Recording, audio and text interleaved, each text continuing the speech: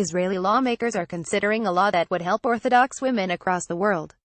Jewish law does not permit a woman to divorce her husband without his consent, and in Israel and abroad, a number of women who wish to leave their husbands are unable to do so. These women are known as agunot, literally, chained women. The Israeli courts have found a solution to this problem, imposing sanctions such as fines and jail time on recalcitrant husbands. But Orthodox women who don't live in Israel have long suffered without recourse, until now. The new bill would grant the Israeli rabbinate jurisdiction over all Jewish men, not only those who live in Israel. In this way, it has the potential to provide relief to American and European women chained to husbands who are refusing to divorce them. This bill did not originate in Israel. During its 2013 convention in Berlin, the Conference of European Rabbis CER, of which I am the president, called for a multi-pronged approach to alleviate the agunot issue. We called for the implementation of a halachic prenuptial agreement, where both partners agree to abide to a summons of a rabbinical court or face sanctions. We further called for the implementation of legislation in various European countries reflecting existing laws in the UK and in Amsterdam, to tie secular divorce to religious divorce. We also called on European Jewish communities to exercise sanctions against husbands in contempt. Finally, based on my initiative, the CER adopted a resolution to call on Israeli lawmakers to extend the jurisdiction of the Israeli law to Jewish couples where a woman has become the victim of a husband who uses and abuses the wife's fidelity to halacha in order to keep her from remarrying. The law proposed by the Conference of European Rabbis has been supported by a total consensus in the Knesset, from the far left to the far right, and from the militant secularists to the ultra-Orthodox. It is therefore surprising that some are not pleased. In these pages, Shana Zamkane argued that a careful reading of the memorandum suggests that it may be less about agunot and more about extending Israeli authority and redefining notions of citizenship.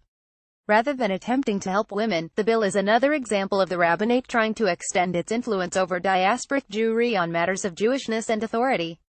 Zamkane suggests conditional marriages instead. Her piece fails to convince on two fronts. For starters, the bill was not the brainchild of the Israeli rabbinate but of the Conference of European Rabbis. I am proud that our organization initiated this law, a fact mentioned in the official comments to the law. Indeed, far from an Israeli initiative, the Ministry of Foreign Affairs initially had reservations with our proposed amendment to extend Israeli jurisdiction to non-citizens, a situation which might invite reciprocal lawsuits against Israeli soldiers and politicians for alleged crimes committed against Palestinians. To address this concern, the law explicitly demands reciprocal proceedings in a rabbinical court outside of Israel, as well as special circumstances. The rabbinical court in Israel must be convinced that there is no viable alternative way to free this agunot in order to proceed. But Zamkane's argument fails on another front too. The agunot issue is a problem for women who respect halacha. They are chained to husbands by a halachic marriage, and by husbands who do not respect the decision of a rabbinical court to divorce their wives, or ignore the summons of a rabbinical court outright. It's for this reason that the alternative solutions mentioned by Zamkane are totally irrelevant. The agunot are chained to these husbands by their fealty to Orthodox law. They would therefore never consider themselves as being free to marry, even after receiving absolution or indulgences from a rabbinical authority, if their divorce were not accepted by mainstream halachic authorities. Zamkane could just as easily have suggested that conversion to Christianity of the agunot would have also solved the problem of the agunot. Zamkane's non-halachic suggestions in fact betray why she is disappointed by the law. Of course, if you think the agunot problem is easy to solve, you will not understand how crucial, and how revolutionary, this new law is. Revolutionary, and we hope effective. Most European Jews visit Israel, have relatives in Israel, and think of moving to Israel at one point in their lives. Many know they can flee to Israel if the situation in some European countries gets worse. Thus, the draconian sort of being arrested upon arrival or stopped from leaving the country for contempt of court will help many reluctant husbands make up their minds to comply with a summons or the decision of a local rabbinical court and unchain their wives.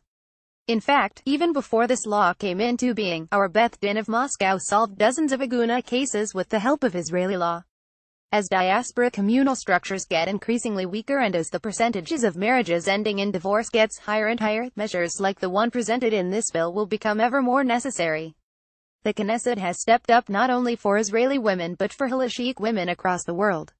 They should be lauded for it. The heroes of this bill deserve mention by name for their service to the Jewish community. Eliza Levy of Yesh Atid, head of the Women's Lobby of the Knesset, and Shas M.K. Avraham Michaeli brought this law to the floor. Justice Minister M.K. Ayelet Sheikht gave the support of the Ministerial Committee for this amendment, as well as Mr. Shimon Jacobi, Director General of the Rabbinical Courts, and Mrs. Fini Sukanik Goldschmidt and Mrs. Chaya Josevich of the Basher Telki Organization for Agunot pushed this amendment for the last 4 years. We in the Conference of European Rabbis are proud to have been the initiator of this process, and as a fringe benefit, we are also proud to have brought a moment of unity to our beloved country, which is sometimes so divided. That we could all come together to help the most vulnerable in our midst is a testimony to what we are capable of. Pinchas Goldschmidt is the Chief Rabbi of Moscow and President of the Conference of European Rabbis. The views and opinions expressed in this article are the author's own and do not necessarily reflect those of the forward.